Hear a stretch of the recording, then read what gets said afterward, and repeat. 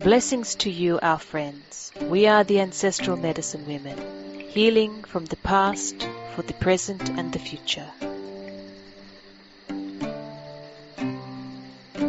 The shaman tradition is very ancient and is apparent in many different cultures all over the world. For some people it is called medicine man or medicine woman. Other people is like witch doctor, or it is shaman. So this tradition is very ingrained, entrenched in many cultures. But as you have seen throughout your human history, there was a time where it was very strong. And then it seemed to not disappear completely, but not be as strong, not be as prevalent within different cultures. This is for many reasons. Sometimes this reason was that these groups of people that had shaman, medicine women, medicine man, witch doctor as their healer or as part of their culture, they were wiped out by others. So this meant that tradition also was wiped out. But there was another reason. The other reason was that times changed from being nomadic and living off the land with the nature, with the earth mother. People learned to what they call tame the land. So they could stay in one place. And this changed the requirements for the shaman or healer of that group. This change meant that it was adapting to new ways, to new cultures, to new civilizations. So does this mean that shaman, the tradition of shaman, died out? That it was not relevant anymore? Not at all. What it meant was that what was originally considered shamanic, this tradition, this way of life, was no longer as viable for this group, the human people. It had to change. It had to develop into something else. As that happened, of course, certain things were lost, but other things were gained. Now it is as if in this more modern world that there is this like full circle. There is people, they are looking for something more. They are looking for some connection, some way to connect more with the Earth Mother, with nature, with the universal energy. Some people find that through the shaman tradition. So what is the shaman tradition? Yes, it is very much about journeying. One goes on journeys into the spirit world of their own spirit and into the universal energy spirit, and also for other people, because other people do not have this capability. So they go into their spirit and their spirit world. There is also a very strong energy of not just nature as in the plants and the elements, but also the other living creatures on this earth planet, which is the animals.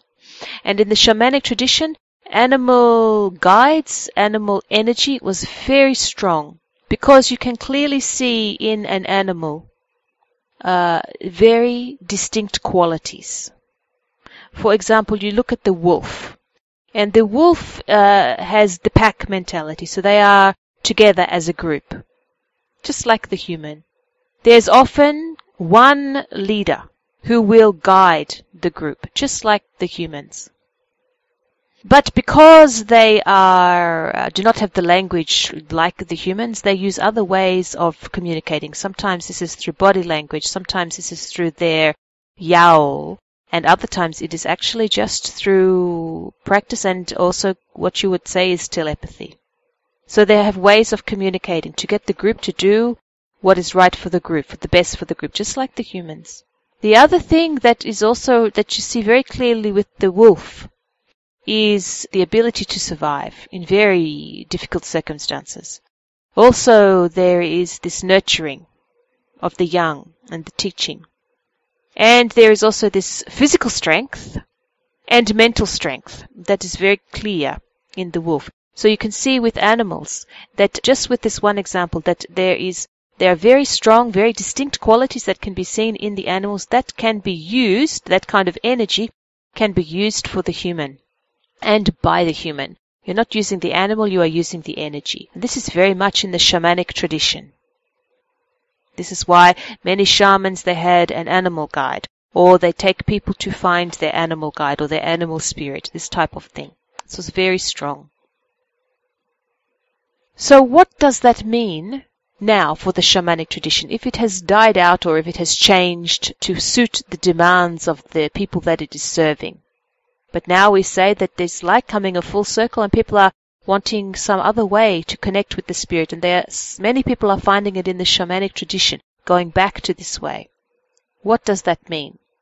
Well, when you think about it, at the very beginning there was often one, maybe two, people in a community who had this ability to be shaman.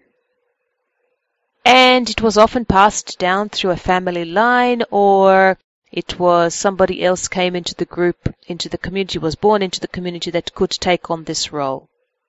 So this meant what? That it was one or two individuals within a group. And this is how this tradition has gone on, and possibly why it died out or diminished somewhat. But now we see that more and more people are coming from the other side of the veil to be in this physical world. And they have this desire to be close to the shamanic tradition, or to be initiated, or to be living this kind of life. And this says to us that it is not one or two people in a community, but many, many people in a community. So that means that the tradition has changed from being one or two in a community to very many people. So this shows that there is a possibility and even a probability that the shamanic tradition, the idea of shaman, is in everybody. Everybody has this opportunity within them, this capability to understand the shamanic tradition, to be part of the shamanic tradition. So what does that mean for humanity? The shamanic tradition, a very large part of it was the ability to heal oneself, heal other people, but from where? From where? Not the outside, the external, but from the inside, from the spirit. That's what it was about. That's what journeying is about. It is finding the place of the fear, finding the place of hurt, finding the place of sorrow, of distress, and going and healing, going on that journey to find out why, to find out how, and then to heal it. So the fact that there are more and more people in communities, not one or two, but more people in one community who want to go down this path, who want to find out more, says that the possibility and the probability is that shamanic tradition is available to everybody. This means it is in everybody. It is no longer restricted to one or two people. It is in many, many people. And if it is in many, many people, then this will spread. Because as the consciousness rises and takes on board this kind of tradition, that means that other people will be dragged in. They cannot help but be dragged in. So this is very positive, very exciting for humanity. It means that people are able to go themselves into this tradition, into this kind of healing, and take other people with them. And what it also means is that it is not just for men or just for women, it is for everybody. I come from a line that it is women. I am shaman, I am woman. But there is a very strong idea that shaman is man, is for men. This is very strong in many cultures. But what we want to say to you today is that men and women both have this ability and capability. Men can be shaman, women can be shaman. You do not have to go and practice and heal other people. This is a way of life. It is not a religion. It is not some sort of faith. It is a tradition. And it means that you can live your life in this way and work in anything that you want. You can be a priest in some holy order, or you can be somebody who runs a country, like a king or some such thing. But you can still be shaman, because shaman is about this inner journey. It is about the spirit journey. This means that the possibilities are there for everybody to have this journey now.